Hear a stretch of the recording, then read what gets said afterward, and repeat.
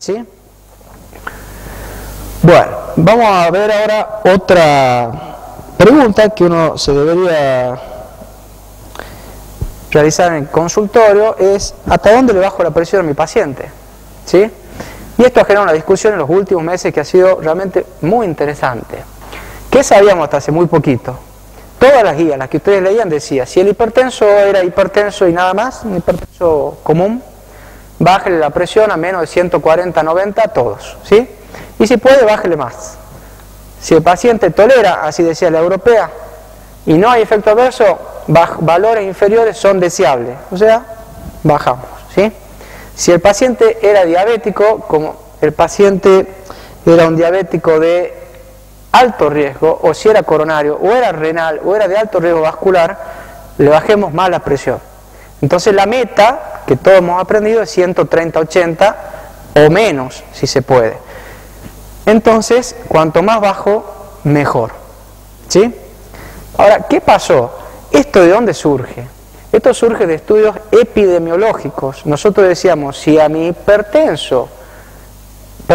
paciente no hipertenso acá tiene mucha menos mortalidad que mi paciente acá, bueno, vamos acá. En datos epidemiológicos estaba basado, pero no en ningún estudio de intervención. Uno trataba de hacer lo mismo que uno está haciendo actualmente con el colesterol. Uno decía, mientras más bajo el colesterol, los distintos estudios van demostrando que más bajo el riesgo. Y parece que esto no tiene límite, ¿sí? Pero hay un fenómeno que se llama curva en J. Esto fue descrito hace más de 20 años. La gente que lo describió no fue muy acertada, inclusive dijeron que los trabajos no eran válidos, y como pasa habitualmente, después de mucho tiempo se volvió a esto, ¿sí? Normalmente uno necesita presión para vivir, para perfundir los tejidos. Entonces, uno va bajando presión y va bajando el riesgo cardiovascular, pero llega un punto en el cual alterará la perfusión de los tejidos, y si sigo bajando la presión, mi riesgo aumenta. Y esto tiene algún sentido porque el paciente no hipertenso tiene una arteria sana, cuyo flujo no está alterado, con resistencia vascular baja. Pero mi paciente hipertenso tiene una arteria remodelada, una arteria con hipertrofia y muchas veces con ateromatosis, donde la resistencia vascular sistémica está alta. Entonces sabemos que un flujo, como vamos a ver en la próxima clase un poco mejor, depende de una presión y una resistencia. Si tengo resistencia baja y bajo mucho alta y bajo mucho la presión, comprometo el flujo. ¿Se entiende eso, verdad? Bueno, entonces repasemos. Empezó a llegar evidencia. ¿Y la evidencia qué nos dice? Había que bajar a menos de 14,9 a todos los hipertensos. Bueno, estos son un metaanálisis. Acá está el punto de corte que se proponía, que era 140. En verde están los estudios que dieron que sí, que era verdad, que era favorable. Y sí, la mayor parte de la evidencia dice que es bueno bajarle a menos 140 a los hipertensos. Simples, los hipertensos sin algo más agregado, ¿sí? Pero, ¿qué pasó? Paciente de alto riesgo vascular, había que bajarle a menos de 130/80. Entonces, alto riesgo, la idea era cuanto más bajo mejor, más bajo la presión. Se publica en el 2008 este estudio llamado estudio on target, que intenta probar dos cosas: si un ARA2, que era el telmisartán, era no inferior al ramipril, ¿sí? Y si combinado, o sea, usar ambas drogas, era mejor que usar ramipril solo. Entonces, ¿qué hubiera dicho uno antes de ver el resultado? Sí, yo suponía que sí, que el telmisartán iba a ser igual al ramipril, no creía que iba a haber mucha diferencia. Y sí, la idea es que si yo bajo más la presión y hago mayor bloqueo sobre renina-angiotensina aldosterona, a mi paciente de alto riesgo seguramente le va a ir mejor. Pero, ¿qué pasó? 25.000 pacientes, 69% eran hipertensos, ramipril y telmisartán bajaron más o menos lo mismo la presión, la combinación bajó más, como es lógico. Pero, ¿qué pacientes eran? Eran pacientes hipertensos de estadio 1, tenían al empezar 141/82, ¿sí?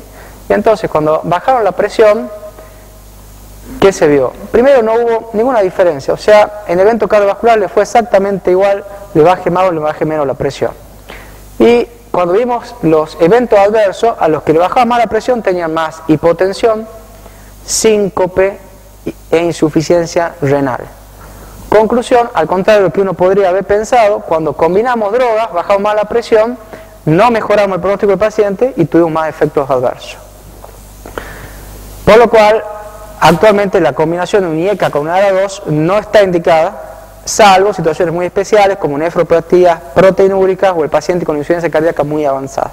Si no, no se debería usar. Un subanálisis de este estudio se vio que a los pacientes que bajaron a menos de 230 se morían más. Todo lo contrario de lo que uno hubiera pensado y de lo que decían las guías. ¿Qué pasó con los pacientes con diabetes? Lo mismo, uno decía, si mi paciente diabético en viejo estudio como esto tiene el mismo riesgo y evoluciona igual que un paciente ya infartado, es de alto riesgo. Entonces las metas decían hay que bajar a menos de 13,8 o menos si tiene proteinuria. Basado en algunos estudios como este, que fue el UKPDS del 98, que a un grupo de pacientes le bajó mucho y a otro grupo de pacientes le bajó menos la presión arterial. Y a lo que le bajó más, anduvieron mejor. Pero, ¿a cuánto llegó a bajarle? En realidad, llegó a bajar el grupo que más bajó a 144,82, o sea que ni se acercó a las metas que en teoría había que bajar la presión. Sí se benefició, pero no bajando tanto. Otro estudio fue el HOT, que es otro gran estudio viejo, en que en esa época se estudiaban solamente los valores de presión arterial diastólica, y vio que el grupo que bajaba a menos de 80 el que más se beneficiaba, pero en realidad ¿cuánto bajaron? A 140,81, o sea, nunca habían llegado a bajar tanto la presión como las guías nos decían que había que bajar la presión a nuestros pacientes. Hace poco se publica un estudio llamado Advance, pacientes diabéticos hipertensos, a un grupo se le da una asociación de perindopil con indapamida, a otros no. Unos bajan más la presión, otros menos. Cuando vemos a cuánto bajaron, la sistólica no llegó nunca a 130 y la diastólica bajó un poquito por debajo de 80. Pero la observación más importante para mí es la siguiente. Si bien el grupo Advance disminuyó los eventos, disminuyó un 8%.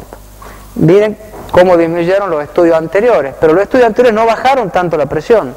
Eran pacientes más hipertensos a los cuales les bajé la presión, pero no bajé tanto. Entonces quizá no es tan importante a dónde llegue, sino de dónde he partido.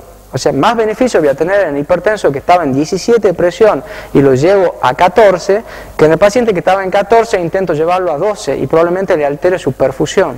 ¿Se entiende ese concepto? Y volvemos al principio, no miren la presión, miren el paciente. Y eso nos puede explicar un poco qué es lo que pasa. Y este año se publica el estudio ACOR, no lo quiero cansar con estudios, pero les tengo que demostrar por qué las guías no decían la verdad. Hizo lo mismo en estos diabéticos. Un grupo le bajó a menos 120, que en realidad llegó a 119, o sea, sí realmente bajó la presión, y a otro bajó a 133. ¿Y qué pasó en el ACOR? Que no hubo diferencia en eventos. O sea, tampoco fue mejor bajarle, pero sí hubo más eventos adversos.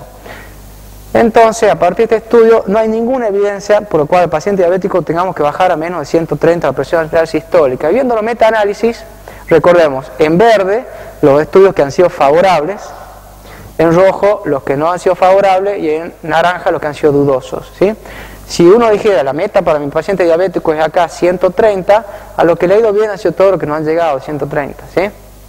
Y los pocos que han bajado han sido de dudosos a malos. Y acá no está el ACOR, que es un estudio nuevo, que fue el que más bajó y el que peor le fue, ¿sí? ¿Qué pasa con los pacientes añosos?